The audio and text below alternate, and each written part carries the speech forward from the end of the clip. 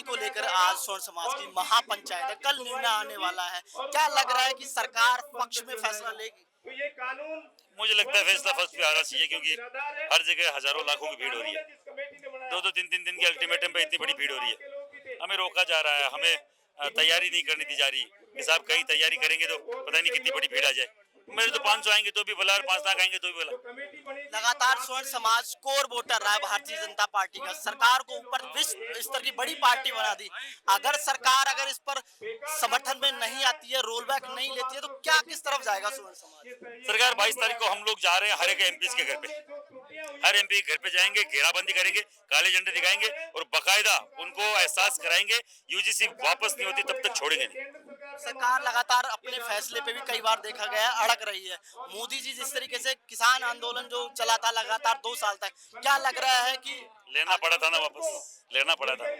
हम भी 2 साल लड़ेंगे और 2 साल लड़ लिए ना तो पूरा इंडिया खाली हो जाएगा बीजेपी की बना।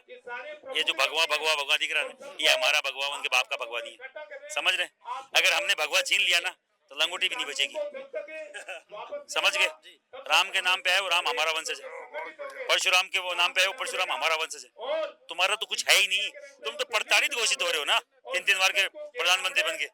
मुझे मंदिर में नहीं घुसने दिया, तो फिर राम के नाम पे क्यों बकवास कर रहे हो? छोड़ो राम को, हम देखते तुम कहां से कोई एक सीट पे भी आगे दिखा दो, तो तुम्हारी औकात नहीं है, ये हमारी ताकत है।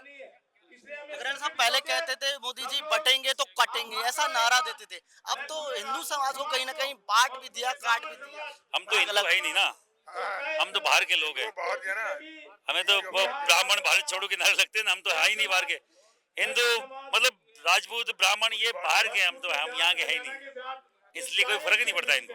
सरकारें बनाई है राजपूतों ने, ब्राह्मणों ने, स्वर्ण समाज ने सरकारें बनाई है, बाहर के कैसे हो सकते हैं? उनके उनके हिसाब से हमने सरकार बनाई नहीं है, उनके हिसाब से हम कुछ है ही नहीं।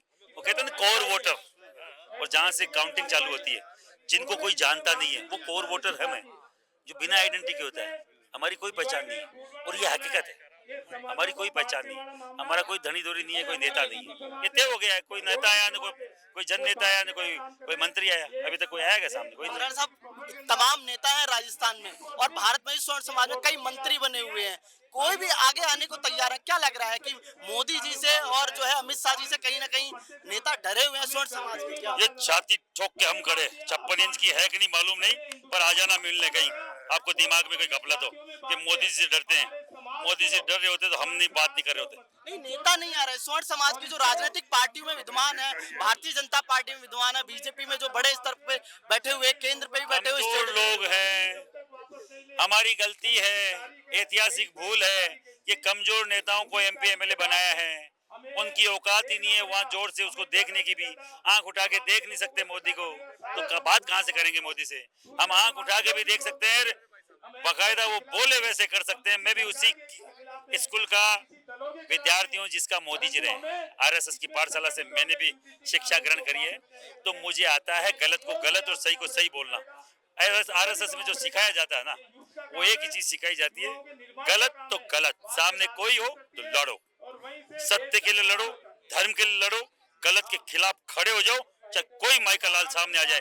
जब मेरी पाठशाला में ये सिखाया गया, मोदी को मालूम है, मोदी जी को बहुत बढ़िया से मालूम है, उनको सब कुछ पता है आपके बारे में। हाँ, एक ही क्लास के स्टूडेंट। आपको रोकने का भी काम किया, रामलीला मैदान में गए, पहले ही रोक दिया, यहाँ नजरबंद कर दिया गया था राजस्थान जयपुर। उनको मालूम है, इनको कितना ही नजरबंद कर दोगे नजर चुरा के आ जाएंगे ये लोग।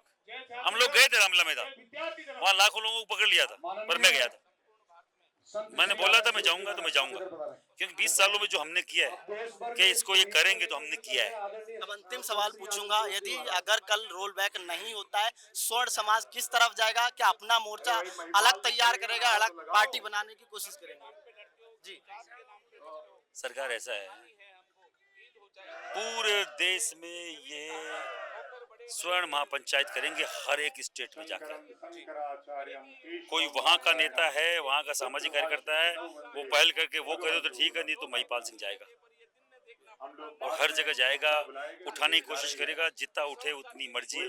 5 जा रहा है मेरे, 500 आए मेरे, 5 लाख आए मेरे, फिर भी नहीं माने तो मैंने बोला था ना, एमपी के हर एक एमपी के घर जाएंगे, उनको घेरेंगे, पूरे देश में ले जाना पड़े हम जाएंगे, विरोध जारी रहेगा जब तक यूजीसी रोल बैक नहीं होगा। बहुत बहुत शुक्रिया। तो देखिए हमारे साथ थे महिपाल सिंह मकराना और उनका साफ तौर पर कहना है किसी भी हद तक जाना पड़े जाएंगे और सरकार का विरोध करेंगे। जो एमपी एमएलए स्वर्ण समाज के बने हुए हैं उनको भी जो है घेरने का काम करेंगे, हर स्तर पर रोकने का काम करेंगे। यदि सरकार इस पर रोल बैक नहीं करती यूजीसी को लेकर तो बड़ा आंदोलन होगा। सहयोगी कैमरामैन राकेश गुप्ता के साथ मारब सिंह, पॉलिटिकल पंचायत, जयपुर।